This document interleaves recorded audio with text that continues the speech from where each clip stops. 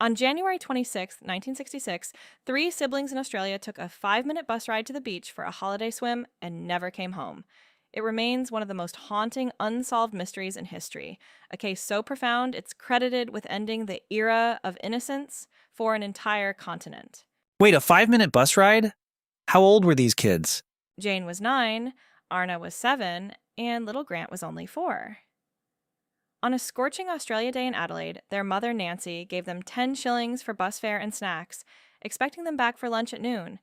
Instead, their faces became the most famous missing persons posters in Australian history. It's hard to imagine today letting a 4-year-old on a public bus, even with siblings. Was that just the norm back then? It absolutely was. Australia in the mid-60s was a place where doors were left unlocked and children roamed free. The Beaumonts lived in Somerton Park, a quiet suburb just a short trip from Glenelg Beach. When the children didn't return by 2 p.m., Nancy Beaumont felt the first prickle of panic, but even then, she assumed they'd just missed the bus. So they make it to the beach.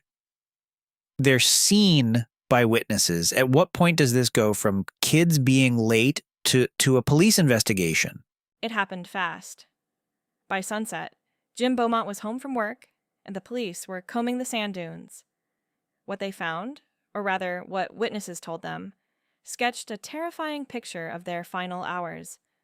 Multiple people saw the children playing near a local reserve with a tall, thin-faced man in his mid-30s with a sun-tanned complexion.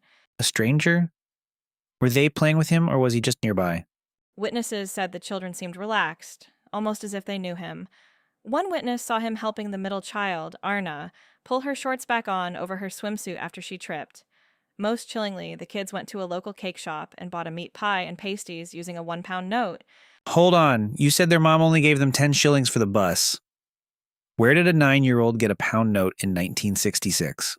That is the smoking gun. Investigators believe the man on the beach gave them the money. By 12:15 p.m., a local postman who knew the kids saw them walking away from the beach. They waved to him and looked happy, seemingly heading toward a specific destination of their own accord. That was the last time anyone ever saw Jane, Arnna, and Grant Beaumont. So the trail just goes cold at the edge of the beach? No struggle? No screams? Just gone? Exactly. The search was massive. We're talking about a special switchboard installed just to handle the tips, and even a Dutch psychic flown in from overseas who convinced the police to dig up a warehouse floor. They found nothing. For decades, the case was plagued by cruel hoaxes, including fake letters from someone claiming to be the man keeping the children. You mentioned a rogues gallery of suspects. Surely with a description that specific, they had someone in their sights. They had several, and they were all monsters. There was Bevan Spencer von Einem, a convicted child killer linked to the family murders in the 70s. Then there was Arthur Stanley Brown, who bore a terrifying resemblance to the police sketch. But the most compelling lead didn't emerge until much later, a wealthy factory owner named Harry Phipps. What makes Phipps stand out from the other predators?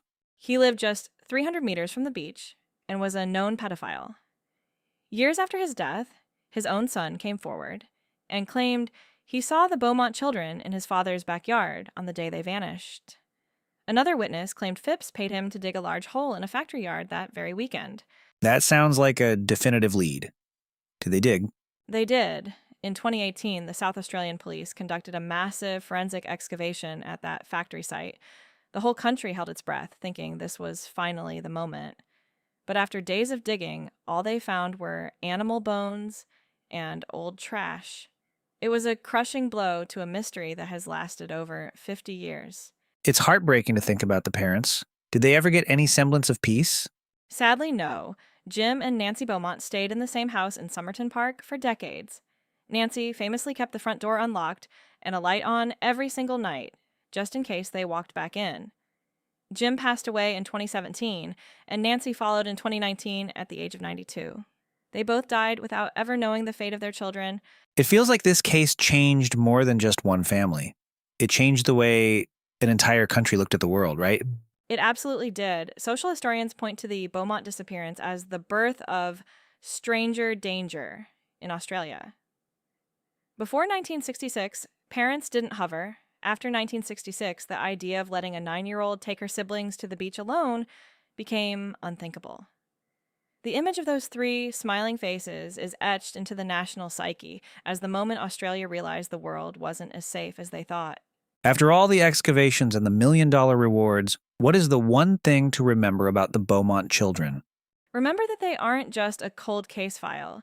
They are the lost children who froze in time, reminding us that the greatest tragedies often leave the fewest traces. That's Wikipedia. Every story on demand. Search your next topic at wikipedia.ai.